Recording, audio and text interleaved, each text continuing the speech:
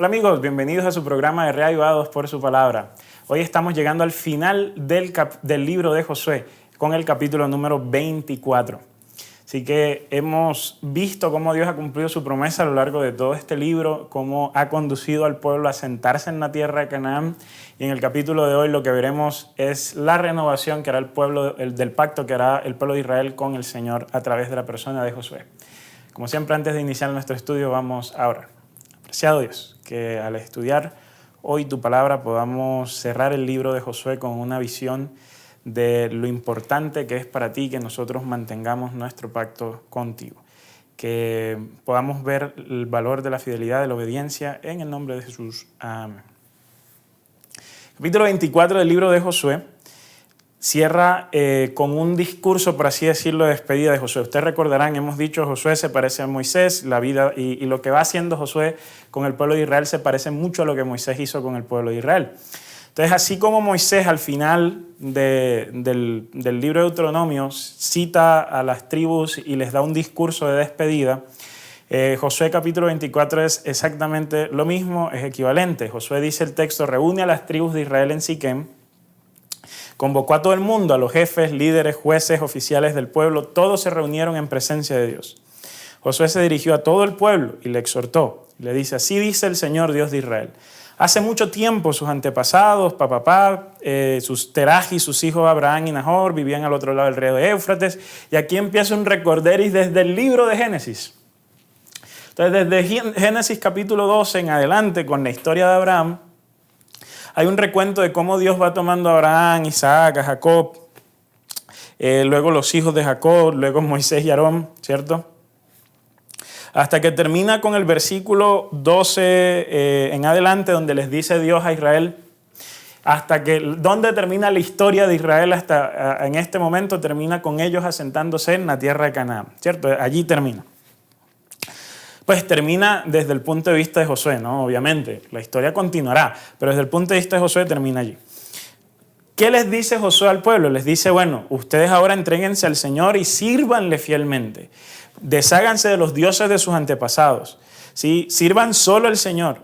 Pero si a ustedes les parece mal servir al Señor, elijan ahora a quién van a servir. ¿A los dioses que sirvieron sus antepasados? ¿O a los dioses de los amorreos? ¿O al Dios Yahvé, ¿no? Por eso en un versículo bien conocido dice que por mi parte, mi familia y yo serviremos a Yahvé, serviremos al Señor. El pueblo responde, dice, eso no pasará jamás. Nunca vamos a abandonar al Señor por servir a otros dioses. El Señor fue quien nos sacó de Egipto y nos trajo acá. El Señor expulsó a todos los que vivían en este país. Por esa razón nosotros vamos a servirlo a Él porque Él es nuestro Dios. Entonces Josué les dice, ustedes son incapaces de servir a Dios. Dios es santo, Dios es celoso, Él no va a tolerar sus rebeliones, sus pecados. Y el pueblo insiste, pero eso no va a pasar, nunca dejaremos de servir al Señor. Y Josué les dijo una vez más, ustedes son testigos contra ustedes mismos porque han decidido servir al Señor. Y la asamblea lo que le dice es, nosotros vamos a obedecer solo a Dios. En el versículo 25 dice, aquel mismo día Josué renovó el pacto con el pueblo de Israel, les dio preceptos y normas, los registró en el libro de la ley de Dios. Tomó una enorme piedra, la colocó bajo la encina que está cerca del santuario del Señor, y entonces esa piedra iba a ser un testimonio contra el pueblo de Israel. Por último, en el final del capítulo 24 vamos a tener que Josué muere. Así como Moisés muere al final del libro de Deuteronomio, Josué muere al final del libro de Josué. Se menciona entonces que Josué muere, donde fue sepultado. También dice el texto que los restos de José que se habían traído de Egipto, algo que está en Éxodo capítulo 1, entonces se habla de los restos de José y cómo estos ahora son sepultados en Siquem, ¿no? Y también Eleazar, hijo de Aarón, muere y fue sepultado en Gibeá, propiedad de su hijo Fines, en la región montañosa de Efraín. Entonces, el libro de Josué, en cierta forma, cierra la narrativa de la liberación de Egipto y la conquista de la tierra de Canaán. Pero sobre todo cierra la segunda generación, ¿no? Ustedes saben que la primera generación muere en el desierto y que con la muerte de Moisés y de Aarón en el libro de Deuteronomio se cierra esa primera generación. Pero luego ahora viene la segunda generación, que es la que nace en el desierto y que en cierta forma está representada por Josué y Eleazar. Entonces ahora Josué y Eleazar mueren y en cierta medida lo que nos quiere decir el texto es, ojo que Aquí está cerrando una segunda generación, se aproxima a la próxima. ¿Dónde va a estar esa próxima generación? En el libro de Jueces. Es más, el final del libro de Josué es una muy buena introducción al libro de Jueces. ¿Por qué?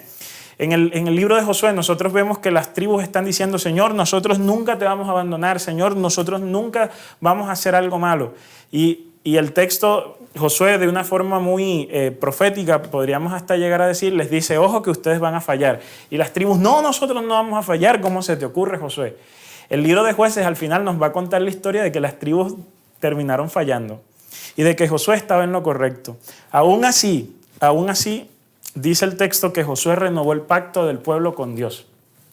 Entonces aquí yo considero que hay al menos 2 lecciones prácticas e importantes para nosotros en el día de hoy. La primera, nosotros somos propensos a tener este tipo de emociones y de empezar a decirle a Dios, Dios, yo nunca más voy a hacer tal cosa. Y aquí alguien podrá decir, bueno, entonces nunca podremos arrepentirnos. No, a ver, Dios nos manda a arrepentirnos y a través del Espíritu Santo efectúa el arrepentimiento en nosotros. De tal forma que nosotros somos conscientes de que lo que hacemos está mal y tenemos la disposición de no volverlo a hacer. Entonces yo no estoy hablando en contra del arrepentimiento, no. Estoy hablando muchas veces de esas experiencias donde por un momento decimos, Dios, yo nunca voy a hacer tal cosa. Dios, yo nunca voy a pecar. Dios, yo nunca voy a volver a repetir tal acción. Y así, entonces actuamos de la misma forma en que actuaron las tribus aquí en este momento. Y Josué nos mira, y que en esta forma podemos pensar, y Dios nos mira y nos dice, seguramente lo vas a volver a hacer. No porque nos esté predestinando a hacerlo, sino que nuestra naturaleza humana es muy dada a caer y repetir en ciertos patrones de conducta. Y entonces decimos, yo no lo voy a volver a hacer. Y puede que sea algún vicio o alguna acción negativa que esté en tu vida y tú dices, yo no lo voy a volver a hacer, para solo encontrarte al mes o a los 15 días cayendo de nuevo en esa acción. Esto, ¿qué nos permite entender, resaltar? Mira, no se trata entonces de renunciar y decir que como probablemente lo voy a hacer, entonces yo desisto de cualquier esperanza de dejar de hacerlo. Me preocupa, o lo que quiero resaltar con esto es que muchas veces nosotros por afirmarnos en ese no lo voy a volver a hacer, cuando pasa, nos destruimos completamente y entonces renunciamos de una forma absoluta a Dios, porque dijimos yo no lo iba a volver a hacer, lo terminé haciendo, entonces ahora renuncio a Dios. Entonces yo creo que el cristiano debe aprender a vivir con una vida en cierta forma de frustraciones con ese tipo de conductas que están arraigadas en nosotros, que debemos tratar y hacer todo lo posible por no caer en ellas, pero que a veces inevitablemente en el camino terminamos cayendo, ¿sí? No estoy excusando el pecado, no estoy rebajando las normas, estoy diciendo que cuando tú cometas un error de algo que dijiste que no ibas a volver a hacer, en vez de renunciar el camino por completo y decir, ¿saben qué? Yo mejor renuncio a todo esto porque al fin y al cabo yo nunca voy a cambiar, seas consciente de que en el proceso de dejar hacer X o Y acción, en el proceso puedes decir de dejar de tomar alcohol, de no fumar o de no ver pornografía, o etcétera, etcétera, etcétera. En el proceso de cambiar ese patrón de conducta te vas a encontrar posiblemente con circunstancias donde vas a caer. Cuando caigas, no creas que entonces caer está bien, no. Cuando caigas entiendes que eres un humano, que eso que te pasó podía llegar a pasar, pero que aún así te puedes volver a levantar y puedes seguir el camino. ¿Por qué? El problema de las tribus de Israel fue que llegó un punto donde dijeron, no vamos a hacer esto, lo hicieron, y entonces cuando lo hicieron decidieron renunciar completamente a Dios. Y entonces dejaron de caminar el camino que Dios les había encomendado.